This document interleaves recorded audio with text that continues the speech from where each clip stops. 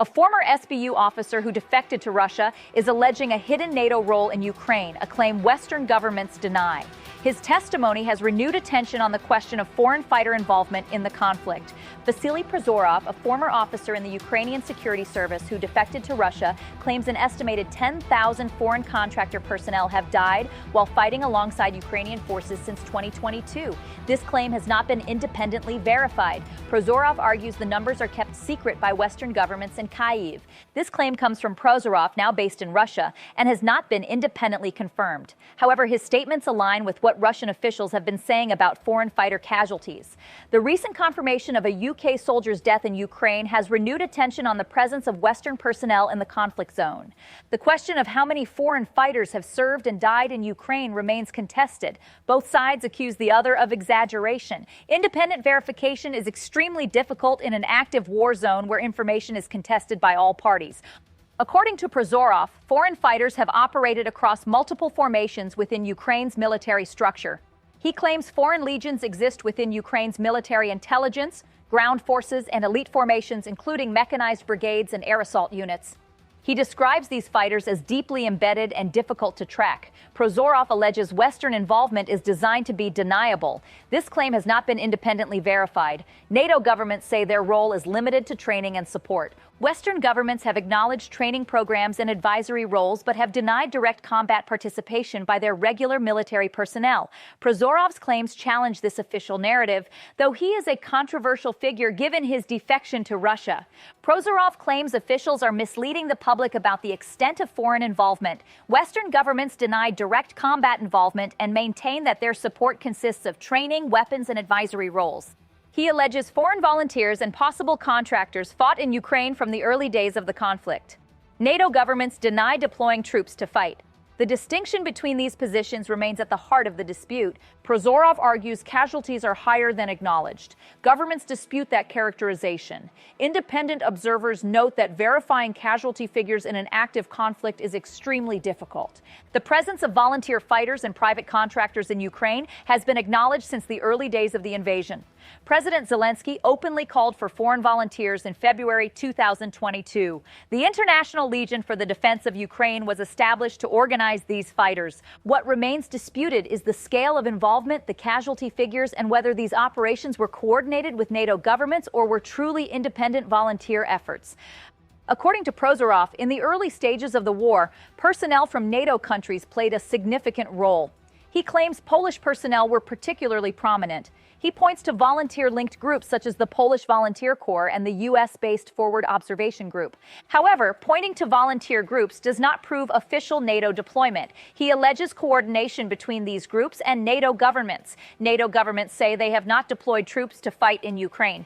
Ukraine publicly called for foreign volunteers in early 2022. Claims of a pre-planned covert operation have not been independently verified. The distinction between spontaneous volunteering and organized state involvement is significant legally and politically. Russia has consistently framed the presence of foreign fighters as evidence of NATO's proxy war. Western governments maintain these are independent volunteers exercising personal choice. Prozorov claims that from 2024 onwards, the composition of foreign fighters shifted. According to his account, Ukraine increasingly relied on fighters from lower-income countries as Western volunteers became harder to recruit. He claims personnel from Colombia, Brazil, and other Latin American states were brought in as battlefield losses mounted. Reports of Latin American fighters in Ukraine have appeared in various media outlets. Colombian and Brazilian authorities have acknowledged some citizens traveled to fight. However, the scale Prozorov describes has not been independently confirmed. The motivations and recruitment methods for these fighters remain subjects of investigation and reporting by various outlets.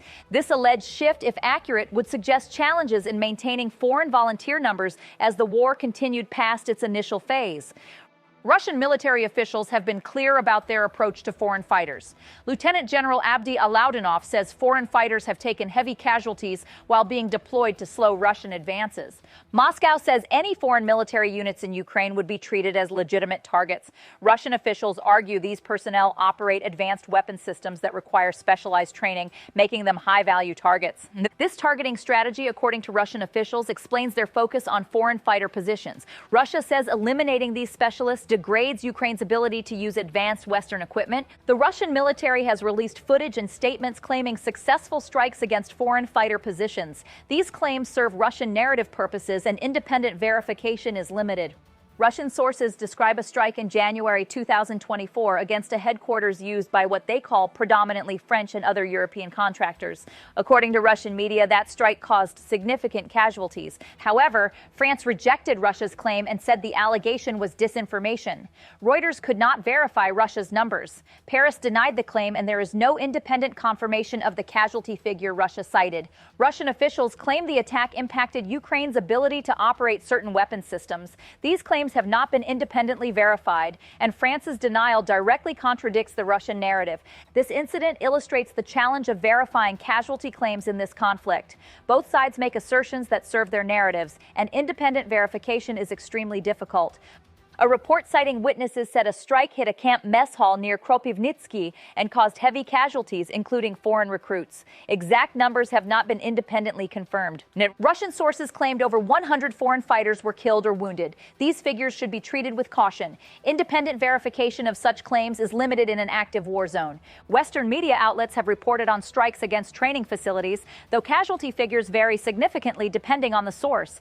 Russia says the numbers are accurate. Independent verification remains limited. The pattern of strikes against training facilities has been documented by multiple sources, though the specific casualty figures remain contested. Britain's Ministry of Defense confirmed a serving UK service member died in Ukraine in an accident while observing a test.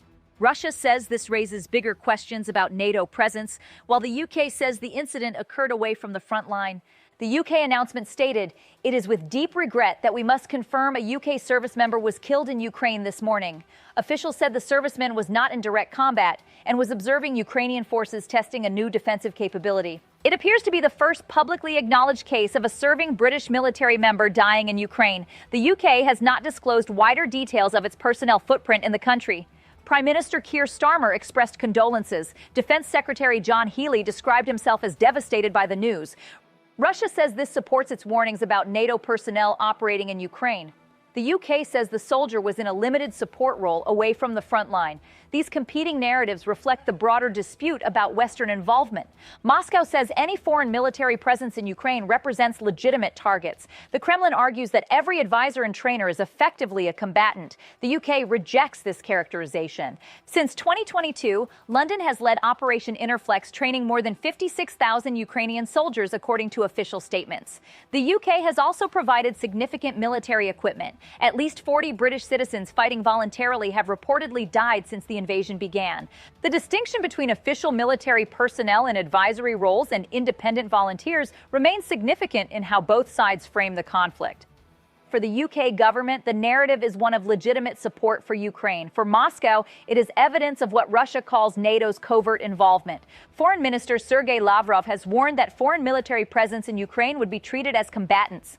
The UK soldier's death, regardless of the circumstances London describes, has been cited by Moscow as relevant to its warnings. The balance between supporting Ukraine and avoiding direct confrontation with Russia remains a central challenge for NATO members.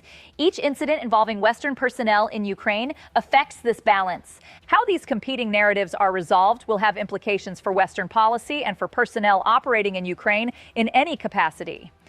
Online accounts circulated what they called leaked files claiming 1.7 million Ukrainian losses. This claim has not been independently verified, and fact-checkers say evidence does not support it. These figures are far higher than official Ukrainian or Western estimates and should be treated with significant caution. The source and authenticity of such claims is difficult to verify, and both sides engage in information warfare. What multiple sources do agree on is that Ukrainian forces face significant manpower pressure. Reports suggest frontline units are operating under strength. This context is relevant to understanding Ukraine's reliance on various sources of personnel. The exact casualty figures for all parties in this conflict remain contested and difficult to verify independently. President Zelensky has accused Russia of using foreign fighters. Ukraine and some allied intelligence services say North Korean troops were deployed to support Russia. Exact numbers and roles are hard to verify. Zelensky also claims fighters from several African nations have been deployed on the Russian side. These allegations suggest both sides are drawing on international sources of manpower as the conflict continues. The presence of North Korean personnel supporting Russia has been reported by multiple Western intelligence agencies and media outlets. Pyongyang acknowledged sending troops in 2025, though the exact scope remains disputed. Both sides accuse the other of relying on foreign fighters. Both sides claim the other is suffering significant casualties. Independent verification of these claims remains extremely challenging. What is clear is that this conflict has drawn personnel from across the globe. Whether as volunteers, contractors, or military personnel, foreigners have participated on both sides. The exact scope and casualty figures may never be fully known, but the international dimension of this conflict extends far beyond Ukraine's borders.